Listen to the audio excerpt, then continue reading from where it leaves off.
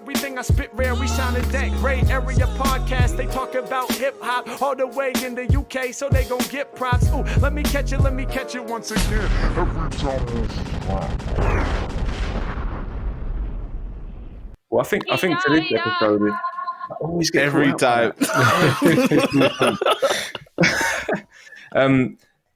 Neil, I feel like as this episode was your idea, it would be good for you to like introduce what you were thinking with this, and then we can get straight into it if you don't mind.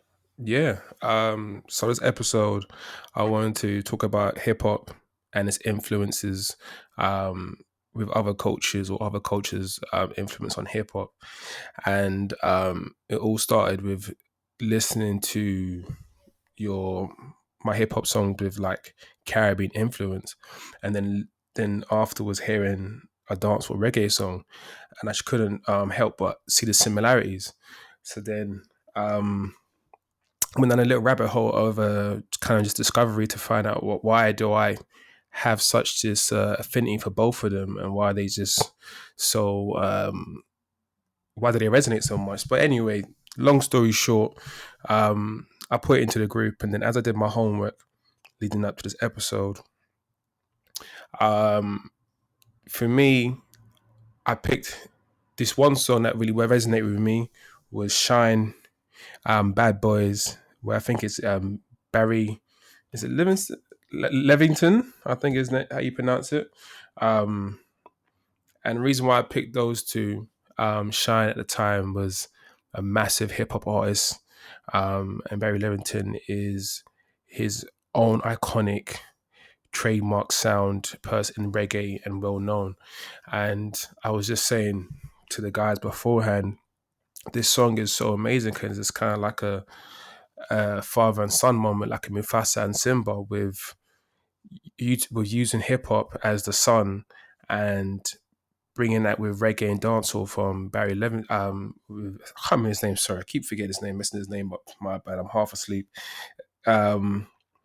But yeah, I just thought it was a really good combination. As we know, hip hop started off and was born in New York. I can't remember exactly what borough, but deep dive a bit more. It was the Bronx. The Bronx, okay, thank you, Sam. Yeah, the Bronx.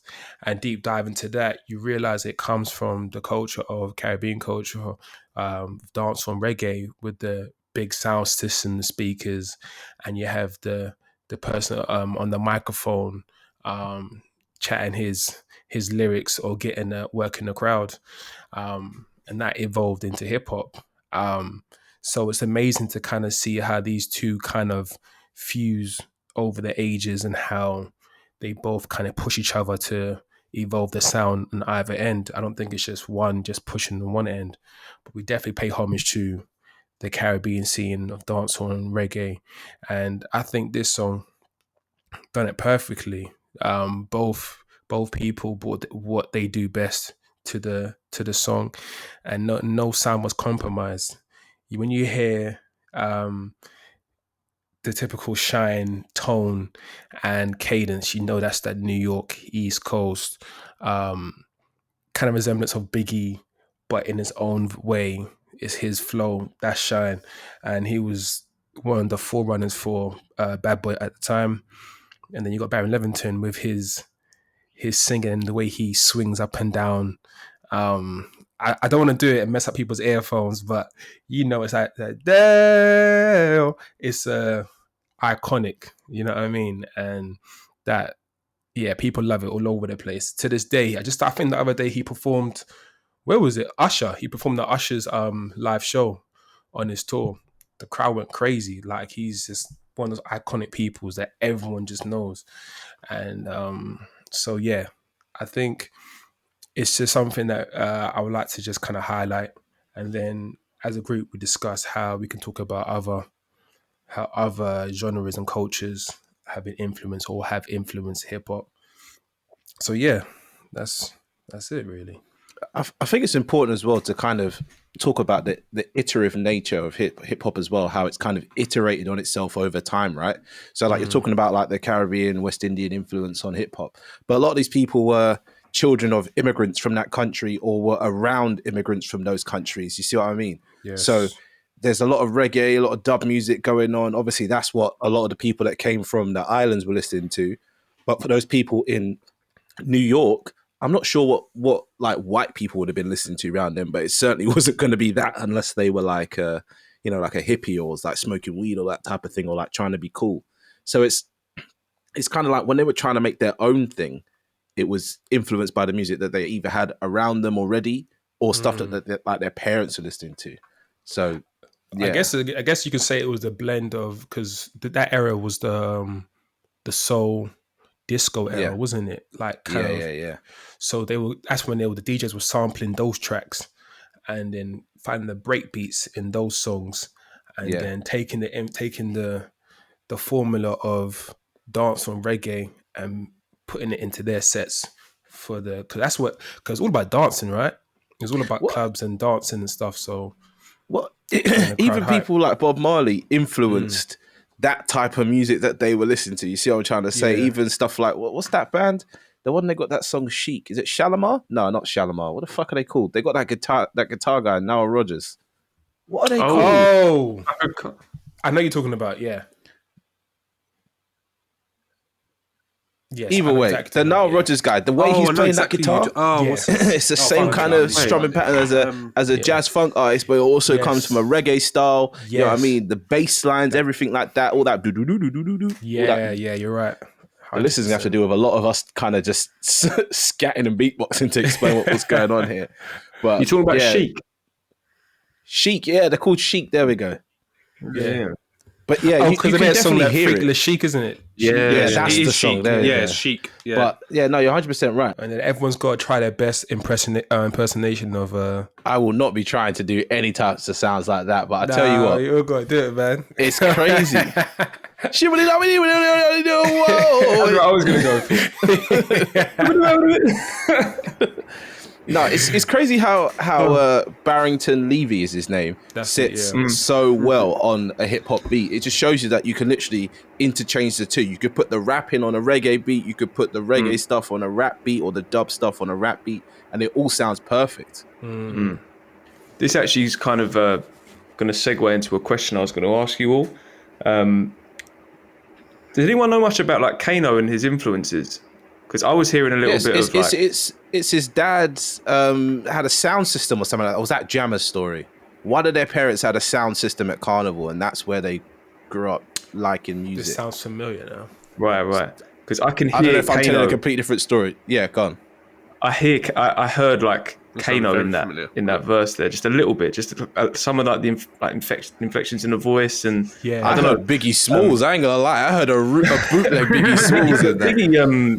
Biggie sometimes like incorporated like patois that's who I heard. Sort of, has he got Jamaican heritage? I feel like Biggie somewhere way back in the slave times. But you think of songs like Respect and stuff like that as well.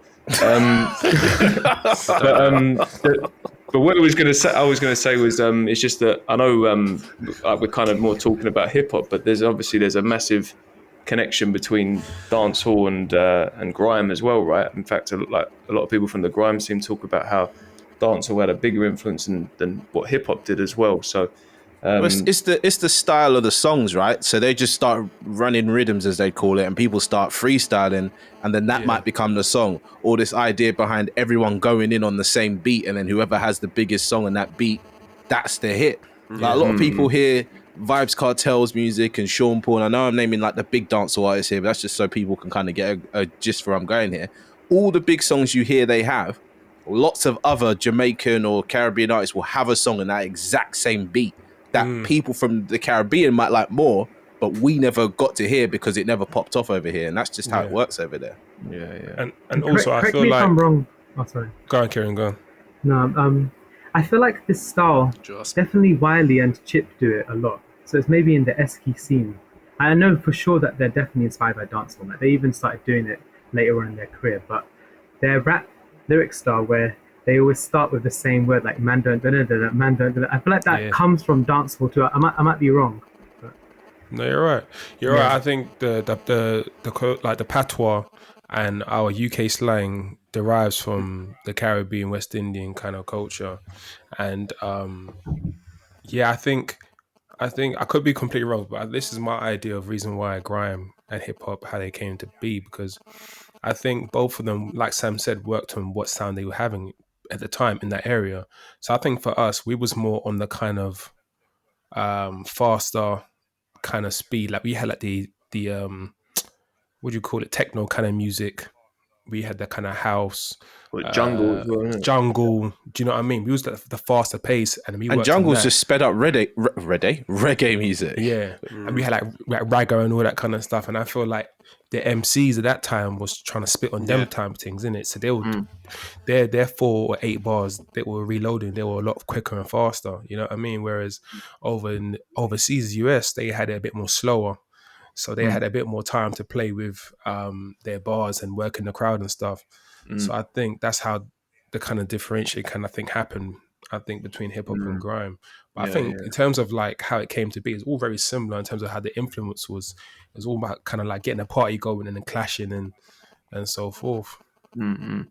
Yeah, I guess that what I was coming to with like the point I was raising, it's insane and like amazing how much influence that part of the world has had on pop culture, right? And you know, we're talking about hip hop is probably the biggest, well, maybe not right in this moment of time, but one of, if not the biggest, music genres out there, and owes a hell of a lot of its its foundations and its characteristics to the Caribbean and that part of the world. It's just kind of blows my mind a little bit, and I don't think that part of the world gets enough credit from like the masses for that, in my opinion. Like, we know because we're fans and we're like we love this, but not a lot of people really know where it all comes from. Well, do you remember in recent years though we had the steel pan era where steel pans was creeping into every pop song? I don't know what was going on with that and why that kept happening, but a lot of house music had the steel pans and then pop music had the steel pans. So I think Caribbean music is always kind of dipping in and out of like being in popular music. I don't know what influences it, but it just seems to happen. Yeah, for sure.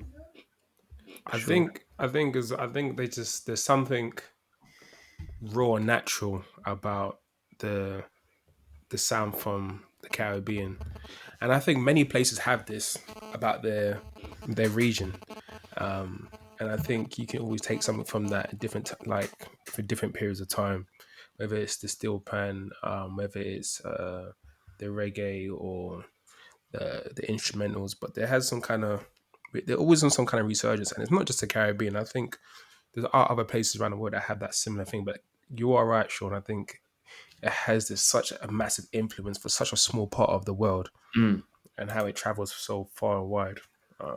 It is astonishing. Yeah. I just thought of a really good example of one as well.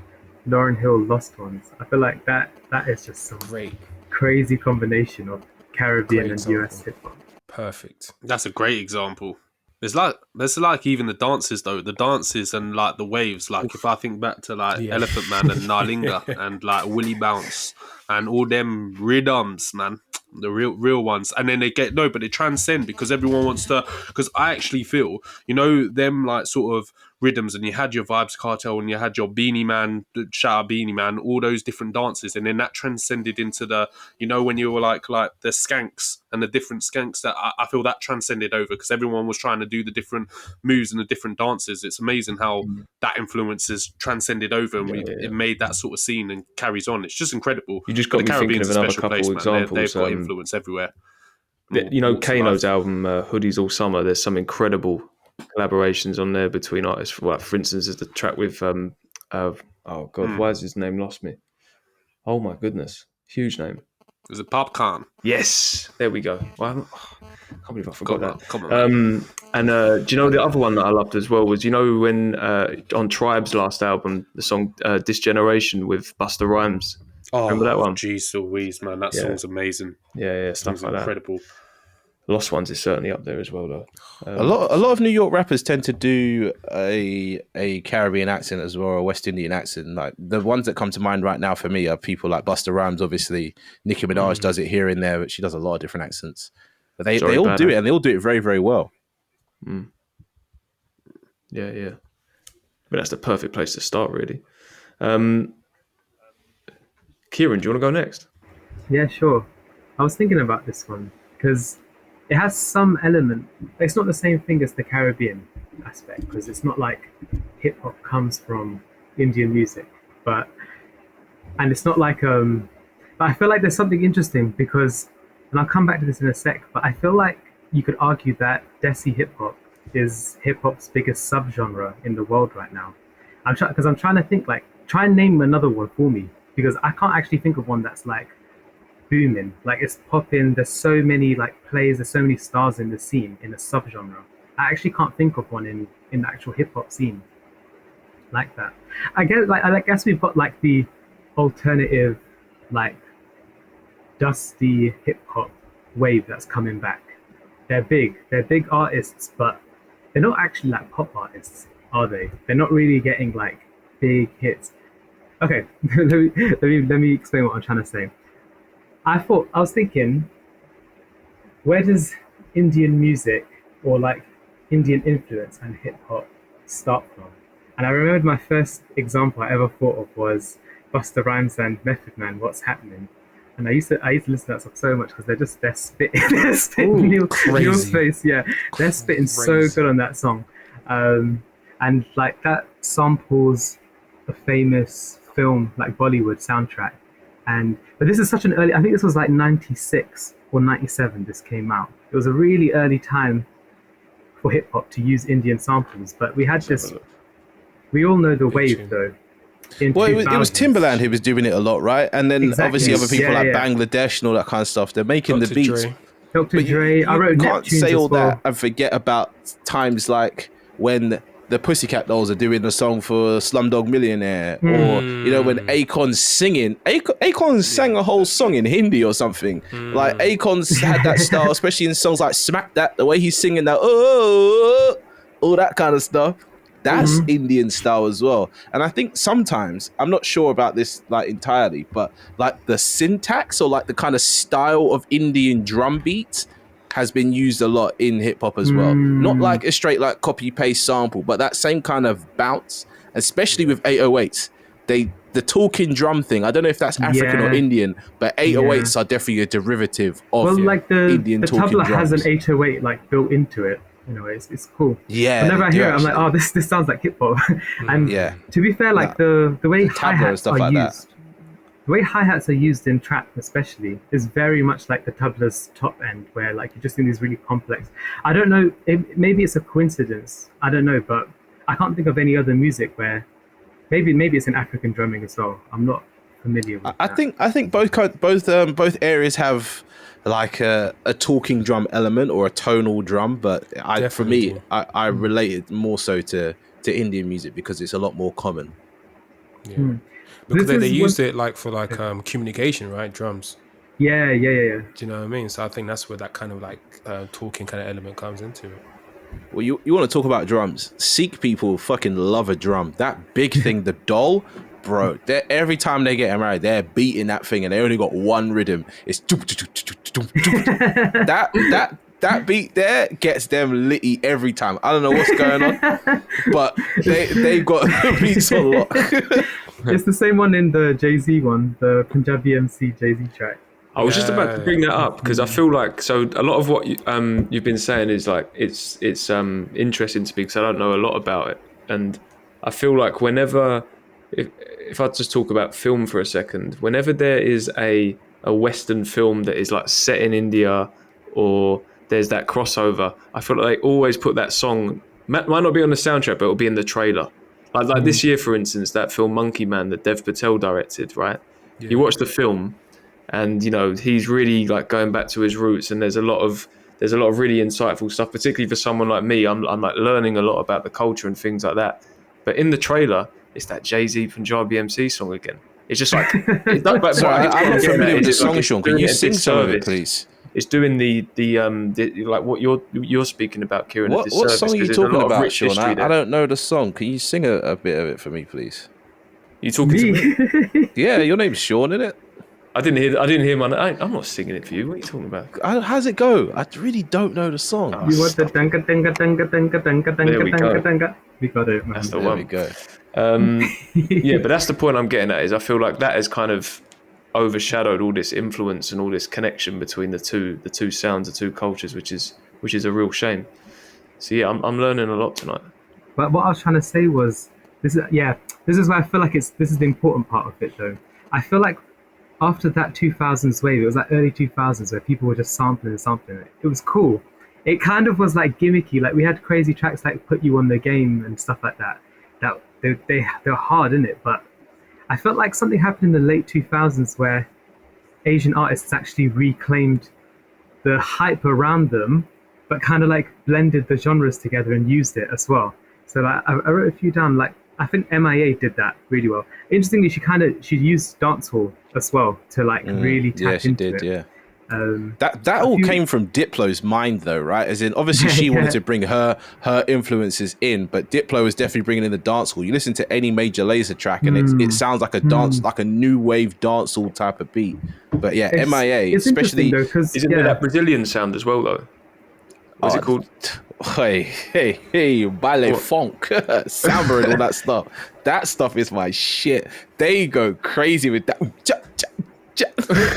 That one bit. Every single kind of country's got that one beat that slaps, and Brazil have got it, and then they just start singing. I can't even get into that one too much. Bossa Nova as well. Bossa Nova's massive for hip hop samples quite a bit. But we're getting distracted from the actual topic here of we're talking MIA's about one India. makes sense though, because she's got like island energy from Sri Lanka. So I feel like some reason like island people just resonate with Caribbean stuff and like Trinidad as well. But what I was thinking was, so we had this era, like we had MIA, we had Jay Sean, J Paul being sampled by Drake. There's all these like things happening, buzzy stuff, but it didn't really like. I mean, MIA definitely she's lasted, but I feel like the rest they came and went. The prime example being that MIA Bad Girls video. That video where she's got that Arab men leaning the car sideways and all that kind of stuff. You know what I mean? It transports you to a different world, and even the beat sounds like how the desert would feel. You know when they do that stereotypical desert stuff in films where they play some kind of high-pitched sitar and all that stuff. You can't imagine like another hip-hop artist doing a track like that and like selling it without it feeling like appropriation. But like MIA is not Arab, but it just makes sense, doesn't it? Yeah, but to the untrained eye, she's basically Arab. You know what I mean? Like, people are dumb. But I wanted to remind us of this era that came in UK with Still Bangles and Savak. I felt like for some reason they reinvented or like they reignited UK production in like a rap element. It was cool. They had some Indian element, but it was very much just like they were just doing it, weren't they? And it's interesting because it kind of linked to the Afrobeat from J Hus's wave as well, with Mo Stack and all of that. But yeah, and then you had people like Miss teaching us Hindi or whatever it was. He was talking about Artnaz and Carla. I didn't know any of those words until I started listening to Miss. That was really it was weird because you're learning it in reference in the song. You're not going and Googling, what does that word mean? You're like, I guess Carla's are black people then? You know what I mean? Like, But yeah, you're right. The UK culture, definitely. I feel like we welcome new sounds more than the Americans. I don't think Americans have had a similar type of collaboration as we have. Like obviously Timbaland was sampling Bollywood music and a lot of other producers were sampling Bollywood music, but working with an actual kind of, whether it's called Desi or Indian producer, I don't know if that's really happened much over there. Yeah. Whereas it has over here. It's a jumble.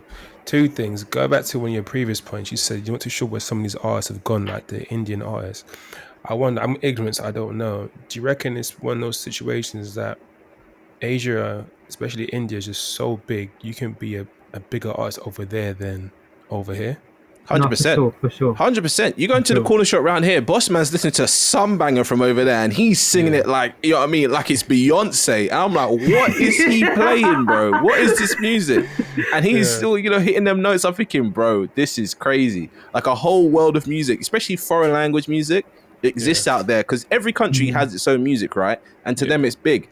And it's very rare that artists, say like for Spain, for example, Rosalia's crossed over. She ain't speaking English, she's speaking Spanish. And in India, I feel like because there's so many different is it castes?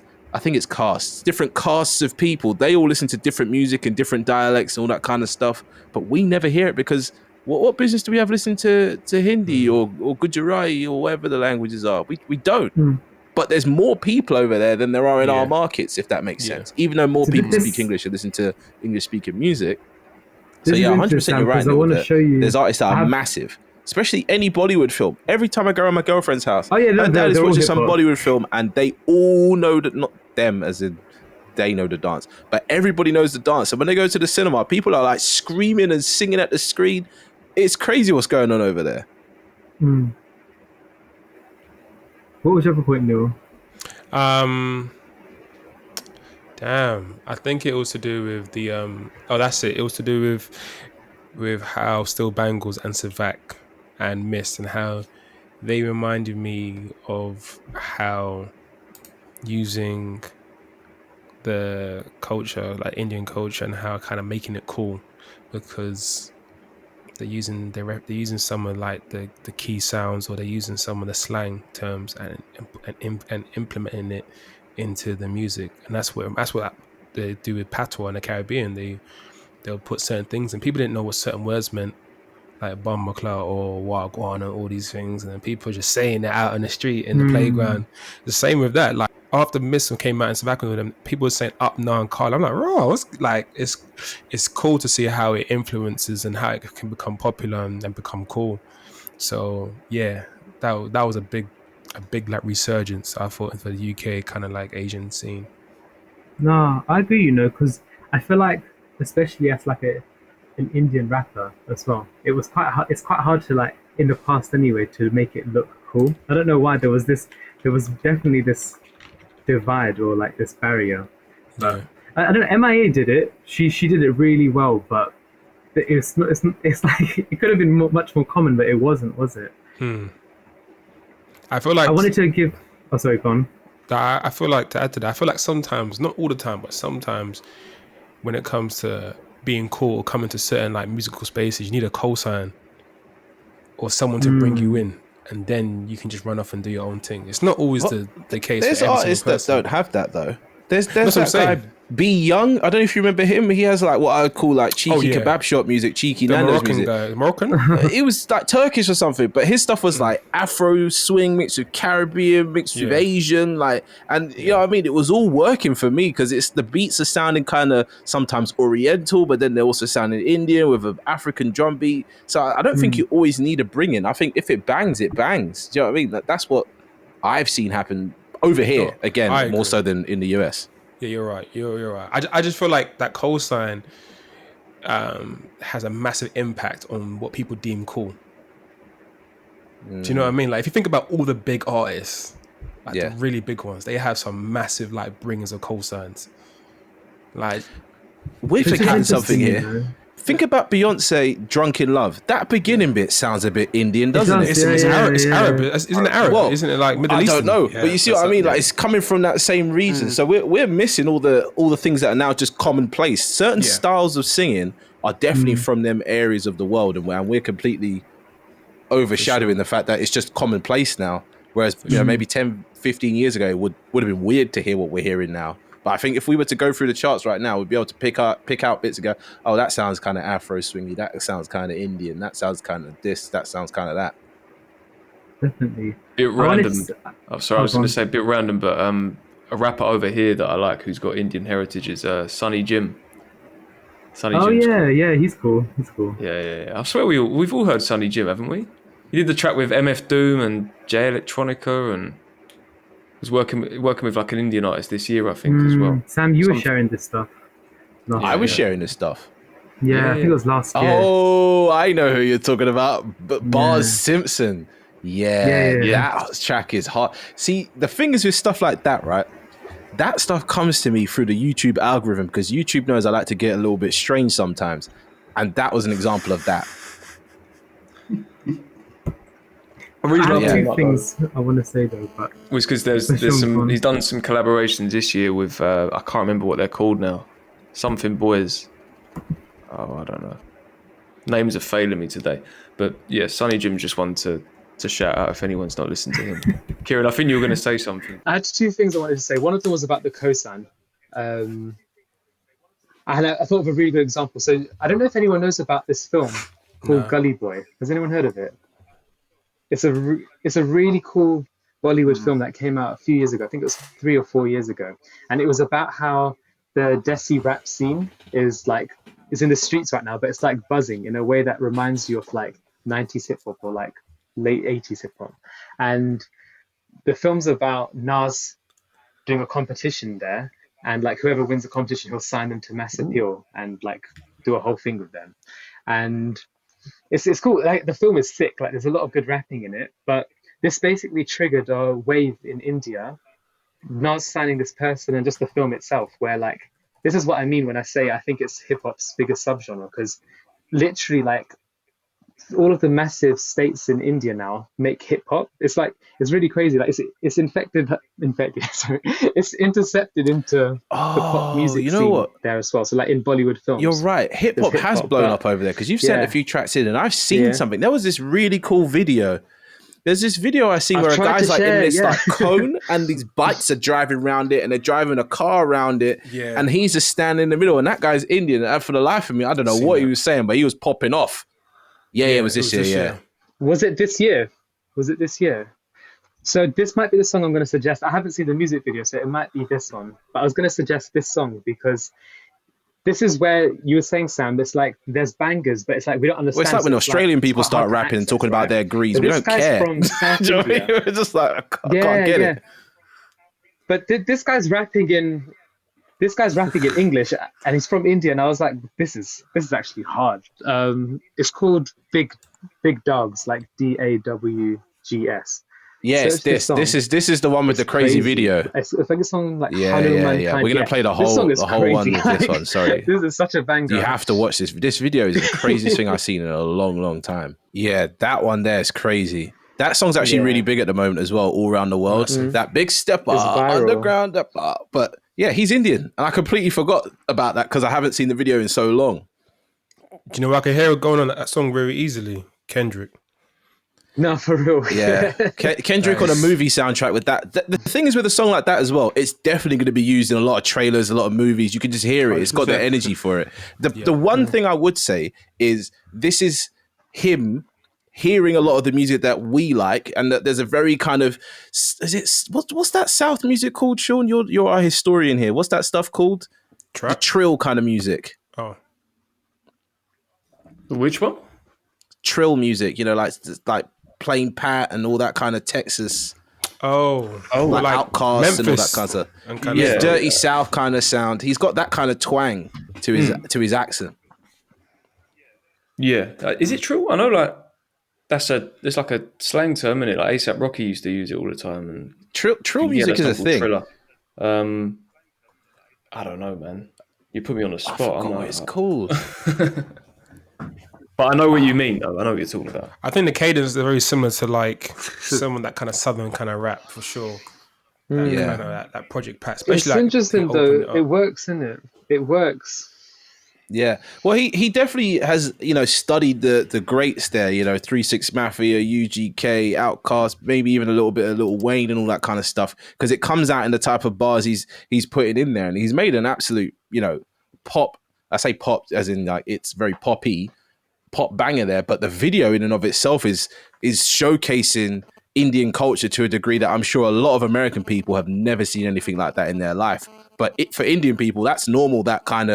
That circus thing where they're driving around in cars and doing all that kind of stuff. It's like local entertainment for them, isn't it? Looking crazy, man. It looks insane to stand in. That could never happen in the UK. Health and safety people will be all over there. I think it's called like a death cage, something like that. I don't know what that's called. I just know that them man get down. I could be making it up. I'm sure it's something of that. It's like the Mad Max film, isn't it? Is it the Pterodon? Something like that. That's what it's called. But that's where culturally for them, that's normal. They do that. That happens in every city. The thing I find crazy about it is, right, it's just wood. Do you know what I mean? It's not like it's some like proper like metal structure or anything like that. It's just wood planks all fucking dug into the ground and they're just driving. And when Auntie went up on there, I was like The crazy. thing could break, man. No CGI on that one there. She just hopped up like, it's my time. Let me go. No, that's basically what I wanted to say. That covers it all, really. One thing I wanted to say, another shout out was in this genre was Dr. Dre when he did it. What's that song called? Truth Hurts. Yes, Kieran, you know, Truth Hurts. When I heard that, I was like, wow. Yeah, that was different. That's one of them. That was different. There's a lot of songs like that. Influence. Are you talking about Addictive in particular, that song where there's the Indian chant and all that kind of stuff going on? Yeah. Yeah, exactly. That was a good time back then. There was definitely a lot of that. We're completely missing all the bangers that were going on in the early 2000s that were sounding like that. Like Get Your Freak On. That is straight up Bollywood stuff going on there. Of course. Yeah. My favorite. I think as well, if we look at, I don't know if we've done an episode on this, but we definitely should in the future, like the cyclical nature of music. The Indian sound's going to definitely come back again, or we're going to start hearing artists from India doing more stuff like this. Is his name Kalmi or Humankind or whatever his name is? Hearing songs like that coming up.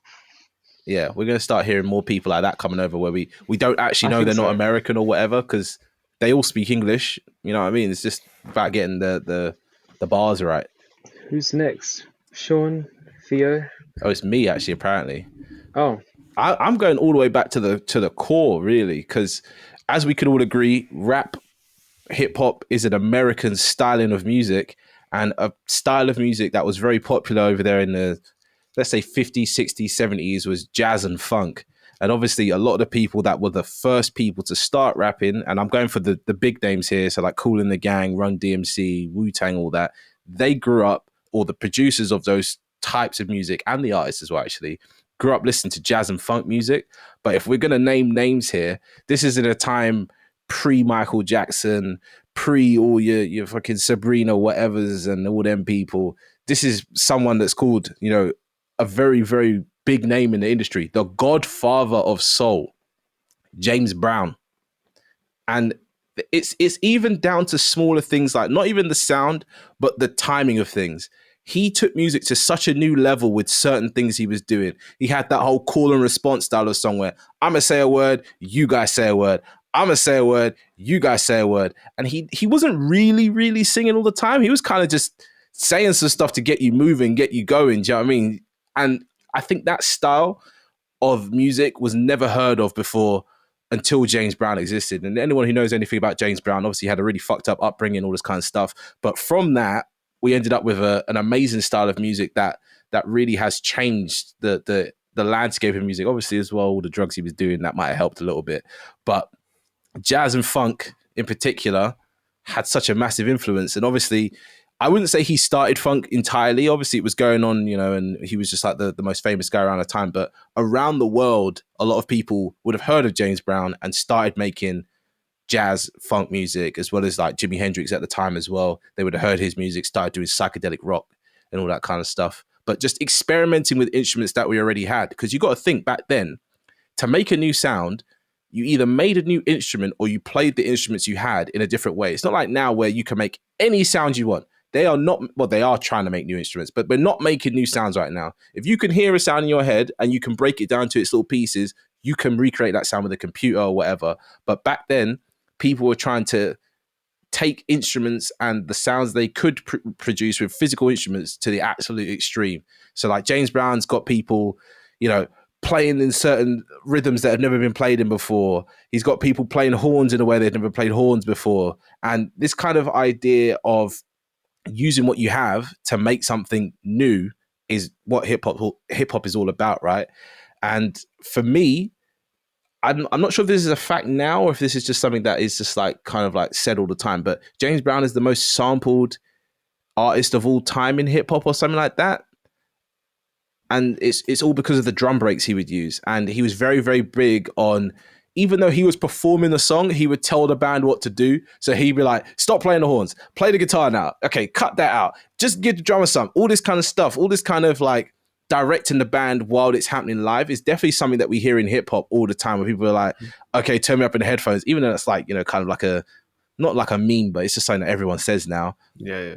And then the other part of it is like, cut the beat, and then people start rapping a cappella, all that kind of stuff. It came from James Brown. And I could go on a whole solo podcast rant if I really wanted to, but I can't stress enough how influential James Brown has been What's that hip-hop. song that he does where he says piano and he keeps saying that? Piano. Piano. Piano. I don't know the song. Oh, super bad. At the end, he's going, bass piano. Yeah. So I mean, we could sit here and listen to a whole James Brown album, but I'm just gonna play what I think is, I'm not sure, I haven't actually fact checked any of this. The song that was the most sampled song is called Funky Drummer. I could play like a radio edit version because the original. This drum beat is in so many hip hop songs. It's crazy. When you get to the point now, you just kind of accept it as like a part of it. It's just the hip hop drum beat at this point. Now, obviously, one thing I want to kind of say here is, obviously, back then there was no sample machines, no looping. This is the early 60s going into, you know, the 80s that James Brown was active. So that is a guy drumming for, you know, however long, hitting that beat so tight and so nice, and only super experienced musicians like that can play so loose but kind of tight at the same time. I don't know how to describe it really. It's a feeling of like, you could try program a beat like that, but only an elite level musician can play that for however long that he had to play that for. And James Brown's not even really on the track. He's like ad-libbing. And that's what I was going to say, yeah. I'm not sure when ad-libs became a thing, but James Brown definitely was the master of cutting in and doing ad-libs. Yeah. He has that iconic hit me, and he just, you know what I mean? Yeah. It all gets going from when he says hit me, but it comes from him directing the band around. So I want to hear what everyone else has to say about like their thoughts on jazz and hip hop and funk and the kind of middle of the two. Well, you just mentioned about the ad-libs, and he didn't even say much. He was just doing ad-libs, and then I thought to myself, like, scatting. It kind of reminded me of that whole scatting thing, and like when you just kind of feel the music, and you just kind of it's lyrics, but it's not lyrics. You know, it's kind of the improv of just kind of vibing out to it. And I loved it because that song in particular has just felt like it just kind of gave space for people to play with it and do what you want with it, you know. And Neil, were you freestyling, by the way? I was, yeah. I was like, I want to hear this. Yeah, I was like, let me put this on mute and let me just have a little exercise. For those that don't know, in the grey area archives, there now sits an original posse cut with all 5 of us on it. That I ain't gonna lie, it fucking bangs. I keep listening to it. I keep listening to it on repeat. But yeah, Neil has now become a rap monster. Sean's writing lyrics all the time. Me and Kieran are trying to resist the call of the pen. And as you guys might know from Theo's constantly writing. He's always in the studio, but always ready. Yeah, we are now a rap collective. We're no longer a podcast. Put that out there. We got bars and we got beats, we got everything. But yeah, in all honesty, I think funk music and jazz music, if it didn't exist, hip hop would not be what it is now. People would have eventually ended up rapping, but the samples alone, even to this day, you can go back to music from the 60s, 70s, 80s, whatever, and find a sample that is absolutely crazy. That when you chop it up into whatever you want to chop it up into, it sounds so beautiful. Because back then, obviously, they're all coked up, off whatever the fuck they're off. They're free, bro. No phones, no nothing. They got the fucking white powder and the record button, and that's it. So them times was great. I was going to say that with James Brown, you've got to watch James Brown. Sorry, Theo, go on. No. All I was going to touch on the jazz element. Don't you even think that like the instruments, and especially with the saxophone, like legends like Sonny Rollins as well, like they produce like a sound for you to just. I almost feel like, you know, when you mentioned about obviously if jazz and funk wasn't there, hip hop wouldn't be alive, and I don't think it would, because don't you feel that that element creates the pocket for people to like freestyle off, to be able to actually write their bars and their lyrics? You know, when you find people that have catch a wave and catch a pocket, that literally stems down from like the jazz wave and having the feel to be free, like you said, because you have to feel the music. It's like touching on even when Harry Mack mentioned about like jazz music, it's because he feels the music, he feels the rhythm, feels like the feel of the music, and that's what creates the pocket and the wave for you to just be able to just go off. That's why these legendary freestyles that you find, it all stems back from that sound, and without it, like, you just wouldn't be able to have hip hop as it is right now. So I think it's a massive influence. It's like what Neil said as well, like scatting and all that kind of stuff is just filling the space. Obviously, once you get into, you know, the kind of deeper levels of scatting, apparently there's kind of like a language there, like it's like a weird kind of unspoken language, like kind of like speaking in tongues almost in church, like it's a vibe. But yeah, you're right, hip hop definitely kind of looked at what was going on in jazz and was like, oh, we can put our story into this, or we can put, you know, essentially poetry or, you know, whatever else they want to put into there. And I know I've kind of like really been focused on James Brown, but I'd also like to mention a French band called Cortex. They have one of the most iconic samples in the world called Wheat October or something like that, which is sampled loads and loads and loads and loads and loads. I would play it for you guys, but I don't think there's much time really left for me to play that type of thing. But yeah, Cortex had a massive influence on a lot of the early producers, because back when people were like, you know, crate digging, all that kind of stuff, it would be all about what you could physically access as opposed to what we have now, where, you know, you can just go online and find any song you want. So people would find that Cortex track and the artwork is trippy as hell. It's just like this weird white background with, I think it's like a horse or a tree or something. I don't fucking know what it is. But yeah, because of Cortex, we have a lot of our favorite beats now. I'm glad I shut up, man, because you were making proper like points and dropping gems and giving all these like opinions of substance. I was literally just going to say, if no one's seen it before, you got to watch James Brown's interview on CNN in 1988. Wow. Well, he's off the rocks. Wow, that is funny. What is it? I knew it was coming. I knew that was coming. Yeah. Honestly, What Sam, like it? you said, I know he like went through a lot, and I'm sure he did some foul things to people, but sometimes you just got to laugh, and that is... Which one is it? Is it the one madness. where he's got them weird glasses on like this? Yeah. Yeah. Okay, I'll play a little minute of it just because I don't know if everyone's seen it. Even though But I guess Kieran's what I was holding going to on get for dear to life. is like back to the music, which I feel like with James Brown, you've got to see James Brown, not just hear. Sorry, James Brown is an experience. James Brown is one of the craziest experiences in this world. He is only he could exist. There's no, you can't copy him. You could never try to be him. Oh, shit. That's funny, God. Oh God. That was Wow. Brilliant. That was brilliant. That is brilliant. I have to compose. Okay. Serious question or fun question. Has anyone got like a favorite jazz rap album? It's got to be Tribe Called Quest, isn't it? Low End Theory.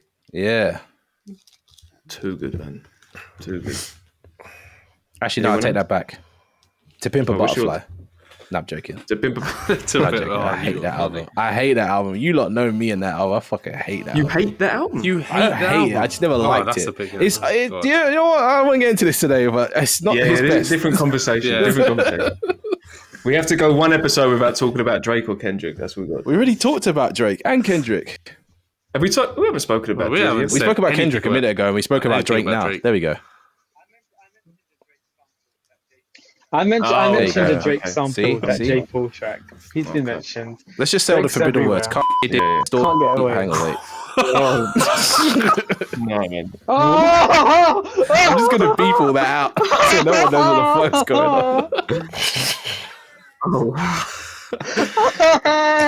on. Anyone else got a favorite rap hip hop album that they like? To be fair, you missed one name. Oh, no, I'm not going to mention it. You missed one name. Say it. Oh, We'll I thought you beep were it gonna out. give Don't an worry, I'm album. gonna beep it out. Oh, stop it, man. I was going to What say you you chuck won? in there as well. Oh god, yeah, definitely. If I don't remember to beep this out, we're not getting cancelled, but we're definitely. Yeah, I mean, We're definitely stuck in Marvin's room. Wait, hang on a sec. Is that all out of our systems? I got more. I got way more. Theo, would you like to go next, or do you want me to go next? Yeah, you can go next if you want, because I like that. Yeah, positive. Okay. Yeah, cool. I feel bad because I kind of nicked your. No, you shouldn't feel bad. Like your topic of discussion. I'm sure you'll feed in.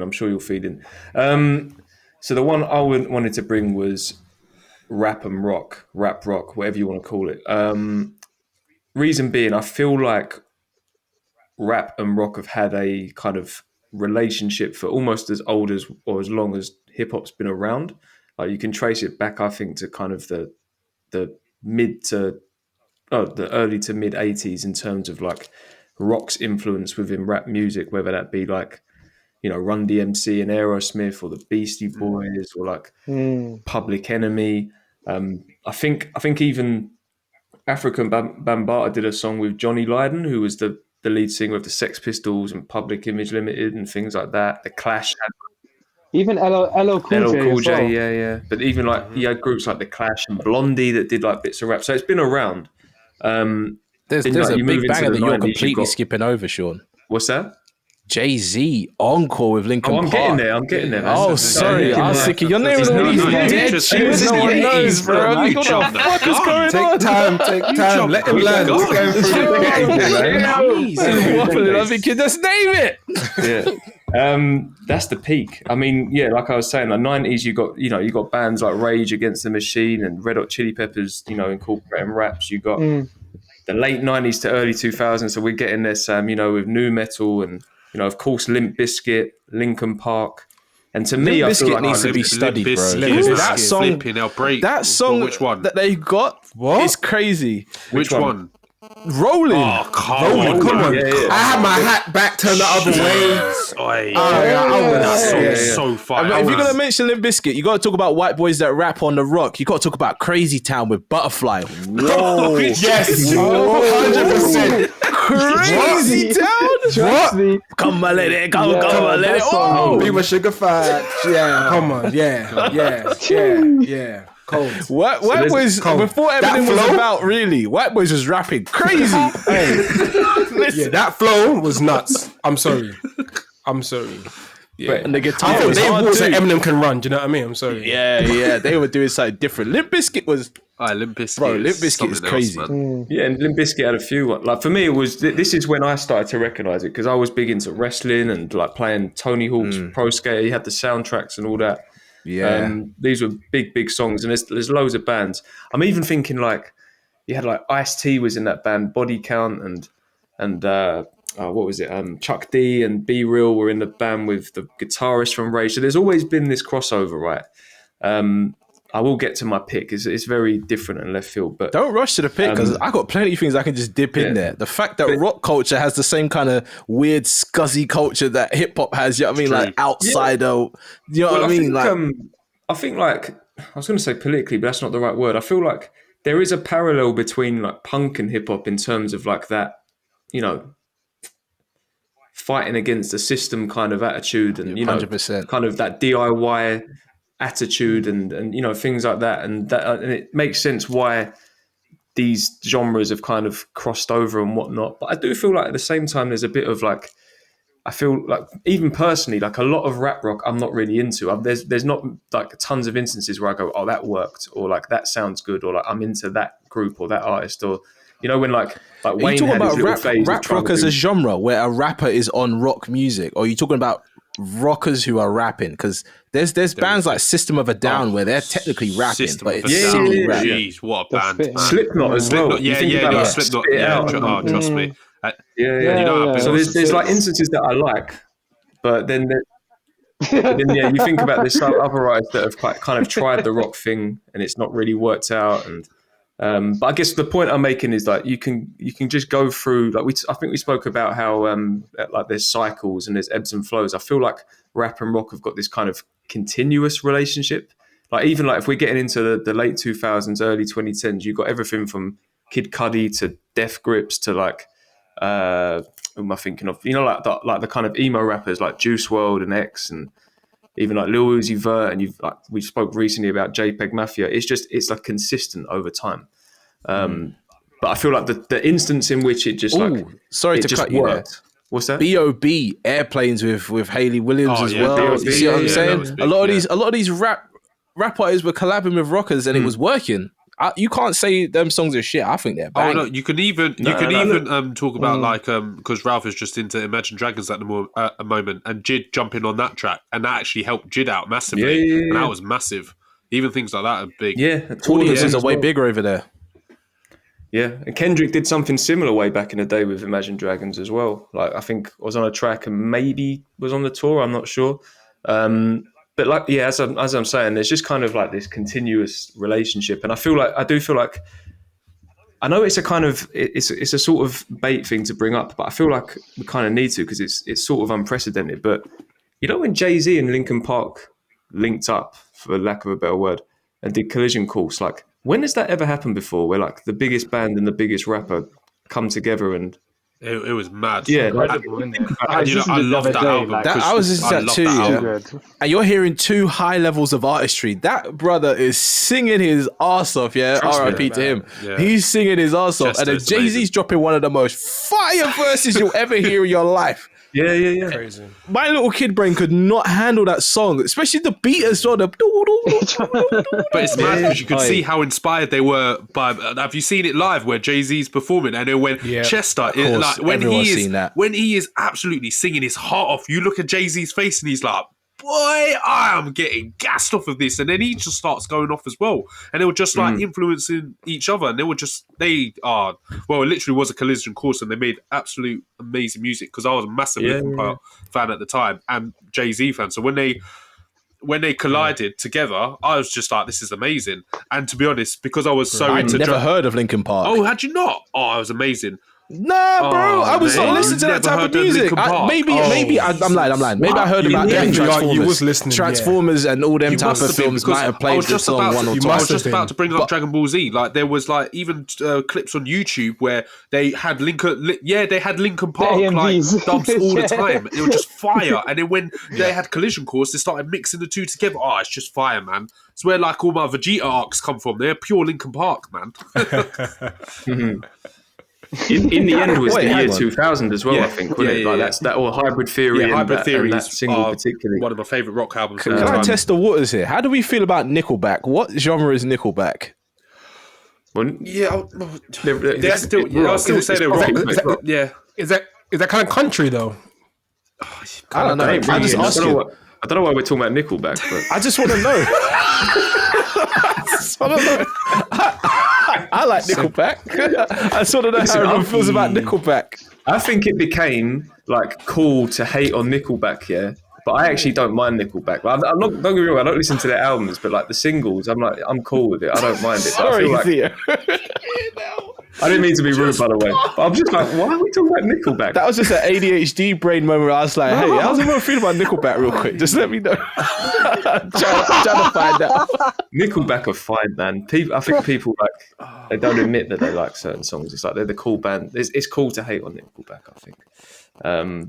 Anyway, back to the topic. What was I going to get to? Oh, that was your song probably. I'll make about collision courses. I was in Lisbon about 2.5 years ago. And I was in a club, like was on a stag do, and there was a lot of hip hop music playing, and people were having a good time dancing, you know. And that song came on, Numb Encore. Oh my goodness, people were screaming their heads off, like it. And in that moment, I realized it wasn't of its time. This was an iconic moment that has stood the test of time. And yeah, man, just thinking about it now as well, it's just kind of unprecedented. I wonder if we'll ever get that again. No. Music don't hit the same way anymore. Everyone's in their own little sectors, own little bubbles. There's no time for everyone to come together and hear something together anymore. Do you know what it is? I just think that's just unique. That song. I think we'll have something of that effect, but not like that song. If that makes sense. Like you would never compare. You would never have another song that you can compare to. That song, effect, right? Yeah. You can feel it. Do you know what I mean? You can feel when he's like a karaoke song. Karaoke is my go-to song. Like I We know need to go karaoke then, because I got some bangers too. tearing it down. That's a hard to go next after that. Do you know what I mean? Yeah, I can't sing that. I can't sing the Linkin Park bit, but you the have Jay-Z to, though. bit. Oh yeah, if I've got a few drinks in me, then yes. Give it a go. Yeah. Karaoke with me is like a Diddy party, baby. You ain't gonna remember nothing. No! Bleep it. I ain't bleeping that. I'm leaving that one in. But the people that are this deep into the episode, they're already used to our rubbish. Man. But yeah, man. But what do you mean by that? I don't want to know. It's everything. I don't want to know. That's what you Really, need it to be, bro. But Sean, you're all right, man. I think that there's nothing like that song out there. Like, and would there ever be anything like that ever again? Probably not. Probably not. So yeah, I mean, back like to get to the song I was going to share, it was either going to be that, or I kind of wanted to rep the UK a little bit and go for something a bit more left field, just so a good example of a rap artist and a rock band or an alternative rock band coming together and it kind of just meshing and sounding good. So we can go for that if you want. What's the UK one? What are you gonna? Yeah, pick? that's what I want to know. Yeah. So there was a collaboration between, and I know a couple of you like this band, the Maccabees and Roots Maneuver. On their second album. It's called Empty Vessels. It's the bonus track. Yeah. So we can listen to that if you want. I've never heard that before. We all know Jay-Z. Yeah, exactly. That song, I could talk about that song all day. That song's so crazy. Know that. Because there's a bit of history, but like even over here, we've had things like I remember when Arctic Monkeys and Dizzy Rascal did a little collab. That was hard. That was but this is hard. one that's a bit more. I don't think many people know about it. So We need to mention Dizzy, but yes, that is 100% true. I just want to say as well, if you want to talk about rap's influence or rock's influence on rap music and hip hop, mosh pits, bro. Mosh pits are such a common thing now. Yeah. In hip hop, but that is a straight rock boy massive, antics thing. And if I'm going to think back to where mosh pits first started, obviously at any gig everyone's jostling around, whatever. But Watch the Throne is where mosh pits became the thing to do. And it was a very surreal experience for most rap fans to do a mosh pit where you open up a circle and you all fucking flood into it. Craziness. yeah, for sure. But that took a long time to cross over because mosh pits have been a thing. Oh, I like to say I think that crunk era. That's when people were going nuts. That's people are going nuts. I think that South time, because that South era, they had that crunk era, they had that nug. If you buck, that was like. But that's aggressive music. You could only move that to aggressive music. They were fighting in the clubs, or they were like moshing. They were like really. You can't listen to Lil Jon and sit down. Ludacris throw them bows like that's move, true. bitch, get out the way, like. I feel like people were more rocking though. You know what I mean? People were hitting one of these back then. They weren't. They were hitting one of these. They weren't doing what people are doing now, where people are actually injuring each other. Yeah.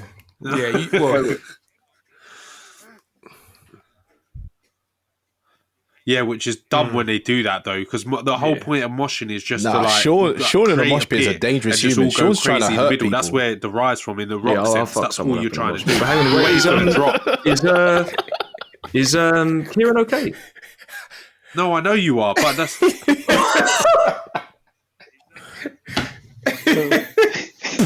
he sleeping? We've had someone fall asleep before. That is crazy. That is crazy. That was too much to unpack in those 5 minutes.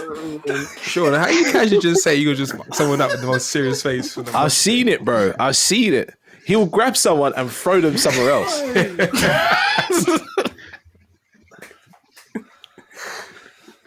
No, I've seen it as well because he did it for Kendrick, man, and them elbows were coming out, man. I was like, Kendrick's song that you doing that?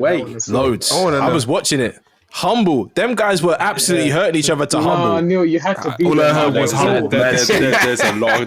Oh, man, see, okay. Okay. He did what was the song where he was screaming on it though? He did that version of it. It was it Money Trees? No, it wasn't Money Trees. There was a few though. I think it might have been N95 when All right. Yeah, all right. He was N95. There was All a right. bit. He Was did it this like all right? screamo version. It was weird. How can you mosh to all right? All bro? right was disgusting. All right was disgusting. Yeah, oi, no. All right was disgusting because the drop when he was screaming, wasn't he? And then, but what was the one where where there was a massive pit? Like literally, it was humongous. Like the whole flipping side of the stage just opened up, and I couldn't believe my eyes because I was like, flipping hell, man! I like to make eye contact with someone that's pointing at me. That's what I like to It do. was huge. I thought, oh, it was so. We're well past the age where that isn't a smart idea now. Do you know what I mean? But I think I did my hamstring that night as well. I seen Sean get busy in a few mosh pits. Schoolboy Q concert. I saw a different side of Sean, man. No, you look like Collard Greens. He grabbed possessed, this guy. though, man. I don't even know how old this guy was. I don't know. He grabbed him, and was throwing him around like this. I don't know why. We had a good time. I don't know why. We had a good time. Waving him like a banner at a marathon. You know what I mean? When people are like, go run, last miles.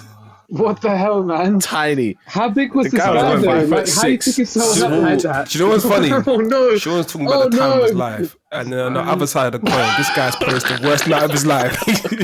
He's like, this time I got dashed around by this complete stranger. I was came holding to on to watch the a show. There was this big 6-foot guy next to me. I was just holding on to him. He was like, "You alright?" I was like, "I don't want to be involved." He's like, "Don't worry, bro, I got you." Whereas Sean's all in it. I was like, "I'm scared. I need an adult." Man, put in therapy after that, man. But yeah, no, definitely. Flashbacks. Rock music has had a big influence on rap. If anything, down to a little bit the style now, actually a little bit, but also the actually no, tell a lie. Rock music had an influence on style in general, ripped jeans, all that kind of stuff, and band t-shirts.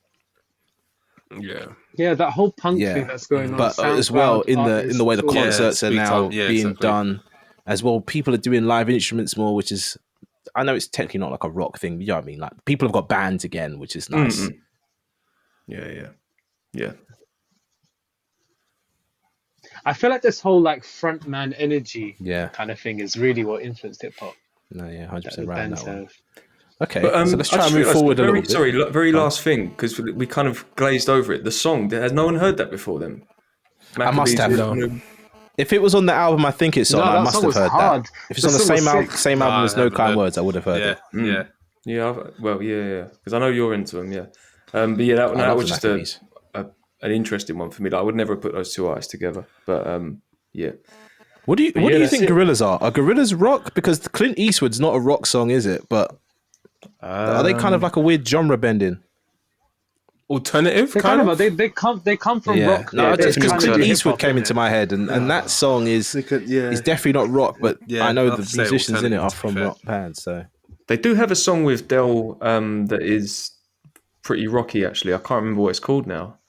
It might even I have mean, rock in the title. every Gorillaz album sounds different to the last one. They don't even have Yeah, a yeah. sound; they just make music. Yeah. But even they have like that kind of hip hop like fusion as well, don't they? Gorillas. Yeah. They've always had that. Yeah. Interesting band. Cool. Okay, Theo. Last but not least, what is going on? Wait, what? What is he doing? So, what is this yeah. guy doing? I'll keep this. Why is he this laughing short, like sweet. Joaquin 'cause my man Phoenix? needs to get What's to bed. going on? So, Joker. Like laughing on the bus. Yeah, Oh my god! I might sleeve this all in. Oh, we're falling apart. Ow! What the? Oh my god! Let's go, Theo. Oh, yeah. Like a window wiper just going left to right. My man is struggling. Right, let's get down to business, man, because he needs to go to sleep. Hey, trust you, you laugh me. like Joaquin Trust me. Oh my god. Anyway, I'm doing Afro beats, so I'm touching Sorry, on You're not seeing him Afrobeats, come which up and down like a did some whale. research. My man is still laughing, boy. Jesus. God. All right, Kieran's. Are you okay? Delirious, man. He's lost it. He's delirious. What is he doing? He needs a.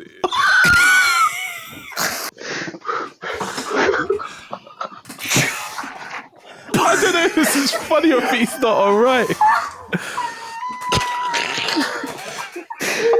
No, I'm good. Oh god, I almost vomited. What the hell? What was that last one?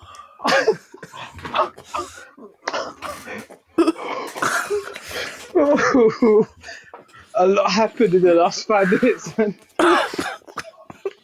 This podcast is dumb. This is so silly. No. Oh, all right, Sorry, let's start Kieran, again. keep Keep going, it man. short and sweet. Oh, hey, short and sweet. Oh, hey, no, that's fine. No, so I'm doing Afrobeats. So obviously, Afro beats has had, especially recently, a massive sort of influence within hip hop and especially within the UK.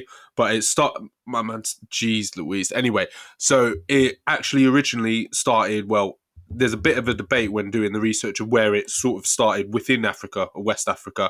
But you've got Afro beats and you've got Afrobeat. So there's a guy called Fela Kuti from Nigeria that is known for his complex rhythms, his percussions and his chanted vocals. So he sort of pioneered that sort of African sound and really gave into that sort of African feel, especially with the chanted vocals, because it gave you that sort of tribe-like feel, and mixing it with Yoruba and combining it with the American blues, jazz and funks, and making that sort of African feel. So when you listen to that music, it was like you were really taking the heritage from that sound and that culture. And this is obviously this is continued throughout his album. So it continued within the 70s and the 80s. And then obviously as it's developed, more African artists have taken that sort of sound and transcended that forward. Now, to keep this short and sweet, because I want Kieran to get to bed, obviously, that's come over and now come over to the UK and has obviously made the sound African swing, where they've been able to merge the African sound and mix it with like the UK scene. So you've got artists like J Hus being the biggest one. And obviously Burna Boy coming over has just been massive, hasn't he? So that's really sort of created that way for more Afrobeat artists to come out, like Asake. You've got Osalé. There's loads of different African artists that are coming and putting their sound on there. Obviously, the latest song by Tyler, who's a South African singer, Water, that has been absolutely massive. That's been huge. And now more African artists are having the courage, because they've seen the scene and what it's done both in the UK and over in America, to sort of just stay. They feel they can stay in Africa as well. Previously, they felt that they had to go abroad to make that sound and to make themselves heard, whereas that scene is so massive now.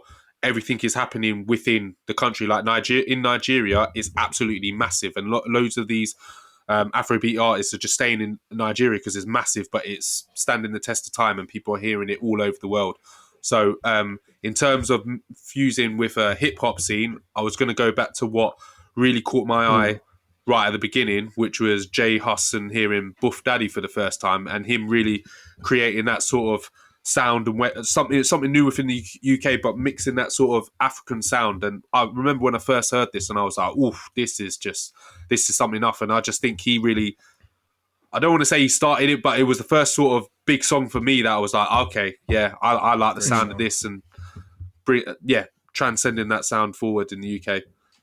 Fela Kuti was actually influenced by James Brown, and obviously his like Nigerian roots and all that kind of stuff. So that's where the drumming came in from it. But yeah, Fela heard James Brown and they became friends while they were both still alive and whatever else. But yeah, Fela and James Brown very heavily influenced each other in some ways, and one more so than the other as well. He credits Elvis Presley for why he used guitar a lot as well. Fela Kuti. I saw like a stage production of Fela Kuti many years ago, and they mentioned all this stuff in that.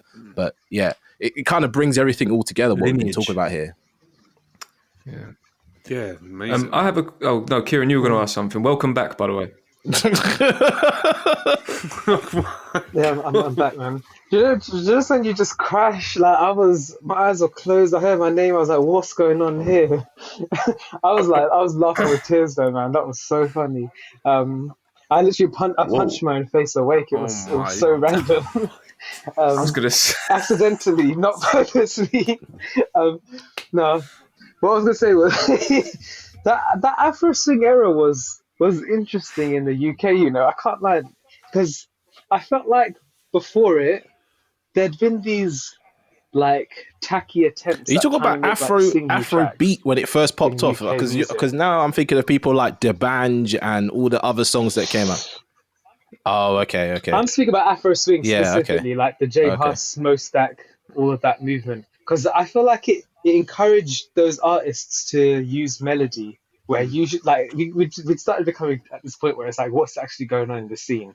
Like there's people just spitting on drum beats. It's not like are we even listening to music or are we just listening to like dubs at this point? So it was a nice thing to hear these choruses.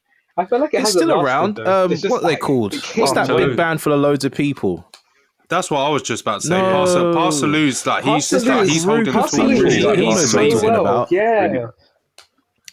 I had a question. What are they called? In terms of I the hear scene that. over here, were artists really like embracing their African heritage, like pre J Hus?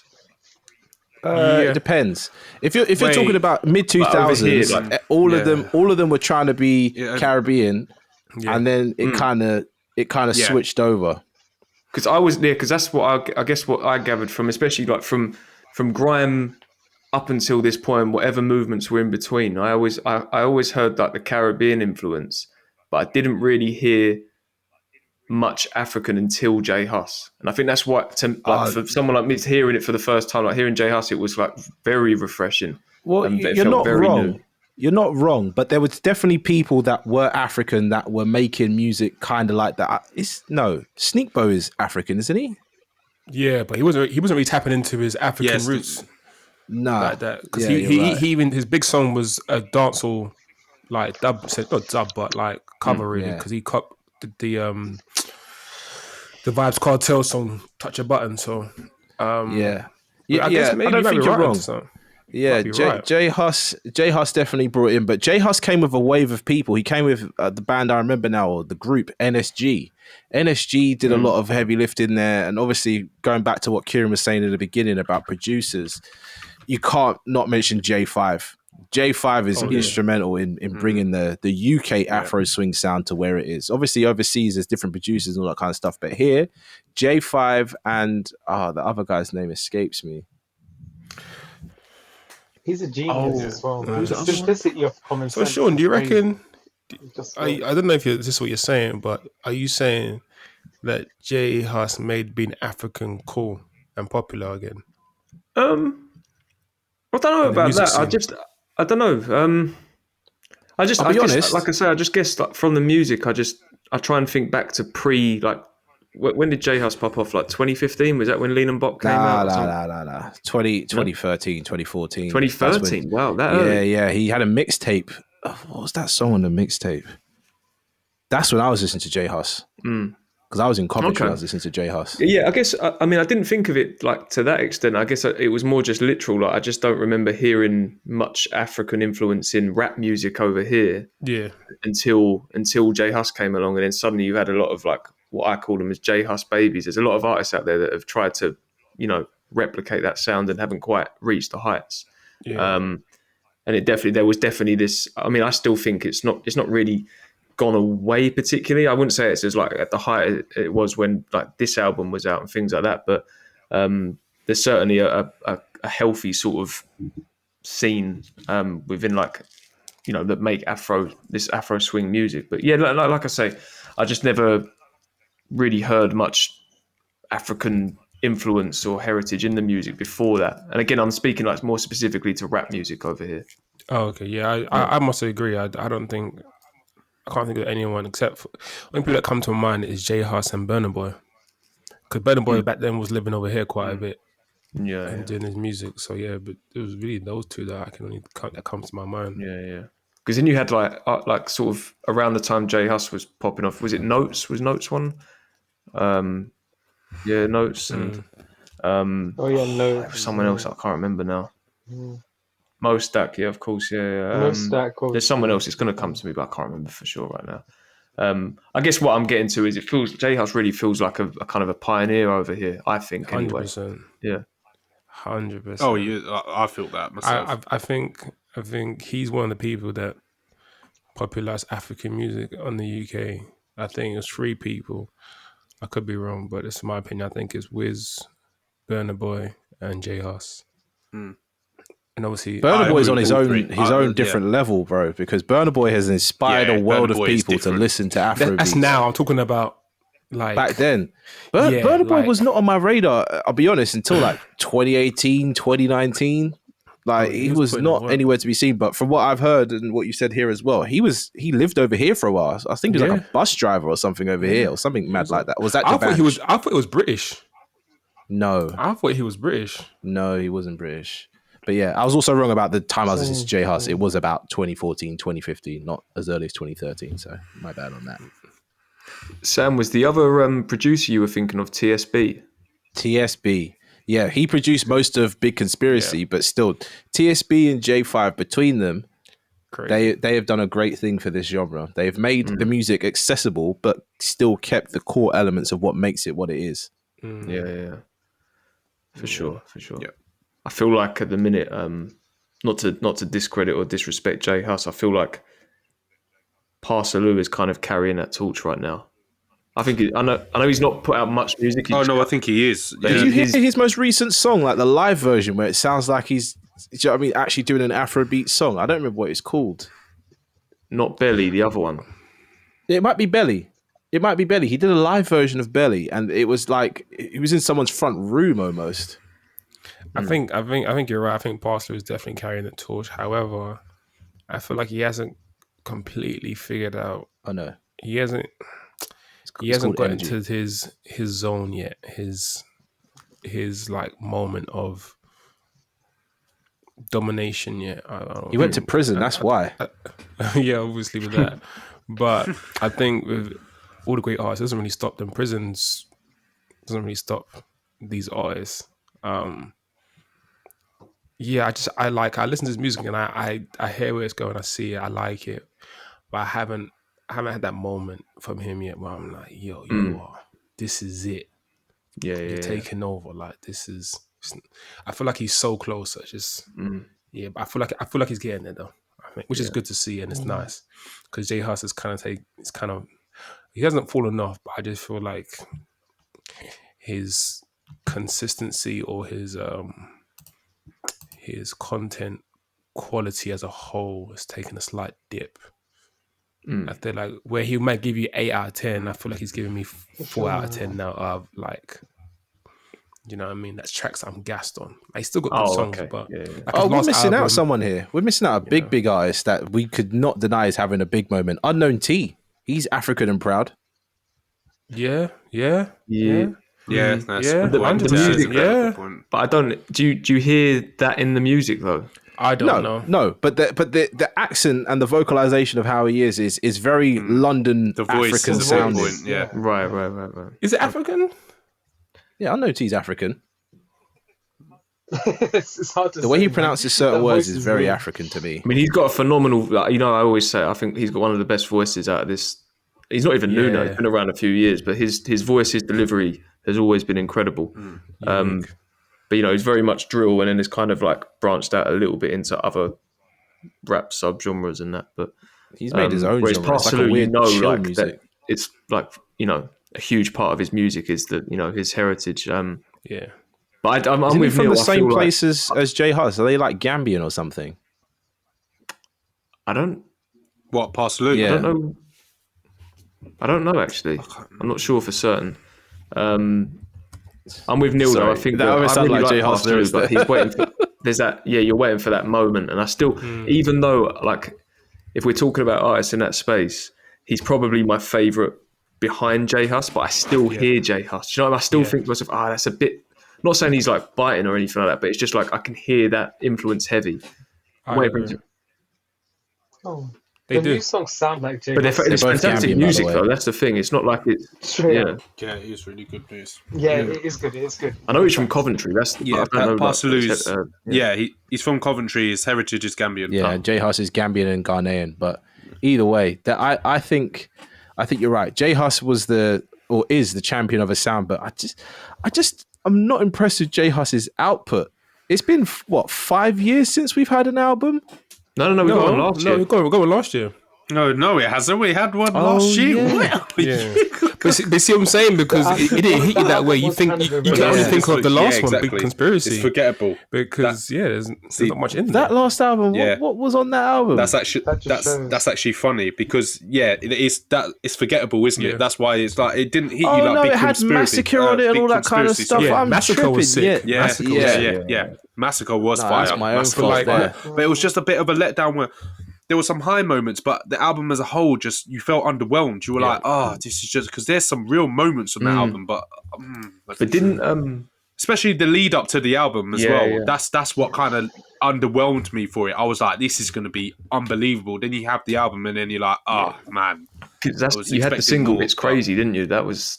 Yeah, that song still gets played. Jeez, yeah. But didn't J5 say something like he came out after the album and said something like when he starts talking about stuff again, we'll get back in the studio. Yes, that's what you said. Something like that. When I heard that and I listened to the album, it made so much sense because in the album, some of it he's just chatting rubbish, he's just chatting shit.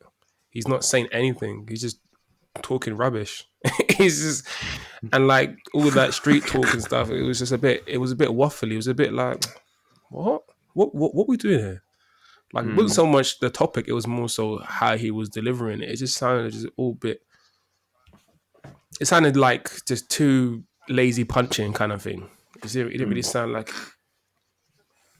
Yeah. It's a bit sad, because I can't even. I can because certain tracks like Crazy and that Massacre track, I was like, what? He's still got it in him. Yeah, they were good. Wow. That's true. When he did the colours performance. Yes, sure. Oh, the colours one was a gas, man. The colours was a gas. I had to stop listening. I had to stop listening to the album version and just listen to the colour version because that was phenomenal. Sick. Oh, seeing him perform that, I was like, that's when I bought a ticket. I was like, I have to go see you live. Mm. You know what I mean? But he cancelled that because whatever. I was going to say, when did that happen? I was going to say, I didn't see that happen. After he released the album, he lost his mind. Oh, he man. put a tour dates out, I think O2 and a few other places. And then he started putting these weird social media posts up, like very like obscure kind of weird kind of messaging. People didn't know if he got hacked or whatever. It's just very random, political kind of weird judge stuff. It was just very weird. And then he went silent, ghost. And next thing you know, you get an email saying it's cancelled. Tickets refunded. Yeah, mad. Or maybe is he maybe unwell? No, I don't think it was that. I just think. Oh, it could be that. I'm not talking. I don't know the guy. Yeah, he could be unwell for all I know. It was just weird timing. I just think he had weeks of him just trolling or being weird online, doing a Kanye West pretty much. He was doing weird stuff though, like that album, even the Drake track. Like, why feature that Drake track? We can't get into this. We can't get. It's too late in the day to get into this.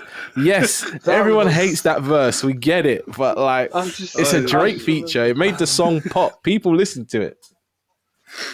Touch my forehead, chest, left shoulder, then right side. It was our most trash verse of the year, I think. Drake Macarena. I might be getting it wrong. Like, the song for me on there that was, I might be getting it wrong. Was it it was like 2 tracks, Freshwater and is it Safakara or something like that? Was that the one that was a bit odd? I can't remember. Safakara, that one. Or was that good, that one? I can't remember. I remember, if I'm thinking back to when we reviewed it many moons can't ago, remember. you liked Bim Bim quite a lot. That was your big song. Bim, bim, bim, bim, bim. For me? Put it in the Yeah, put it in the you bin. liked Bim Bim. Put it in the bin. You need to listen to this album again, just like I did, because I didn't even know it existed. Yeah, I might That's have how to great it revisit is. it. I have faith in J Hus to come back and give us another classic, but yeah, that was a bit of a dip. But yeah, let's try get out of this episode because we've been going for ages, and if I'm honest, I think we've said all the points we need to say. We spoke about hip hop, the many influences it's had, and now we've hit many weird tangents of just insulting each other and insulting other artists. I think we could do a part 2 though. Oh yeah, 100%. We could do a part 2. We could name different songs. I'm definitely going to make a playlist and put it in the description of the tracks. But for the lazy people that don't like to click links and want to type things for themselves, we listened to a Barrington Levy and Shine track. We listened to some Indian hip hop guy. I remember the name of that song, James Brown. We listened to some Maccabees tracks, Hanuman. and J Hus as well. But all these Eclectic. genres have had a big influence on hip hop, and there's definitely more to be had. Or we could do the reverse side of it, hip hop's influence on pop music. But yeah, that's an episode for a different day. Nice. And I'm gonna go listen to Bim Bim because I can't remember for shit. Hey, this is Sean, and thanks for listening to another episode of The Grey Area. Are you an upcoming artist, critic, journalist, or content creator? Hit us up on our Discord or in our YouTube comments if you want to share new music, take part in an interview, or are interested in collaborating. Links to these can be found in the show notes. Take care.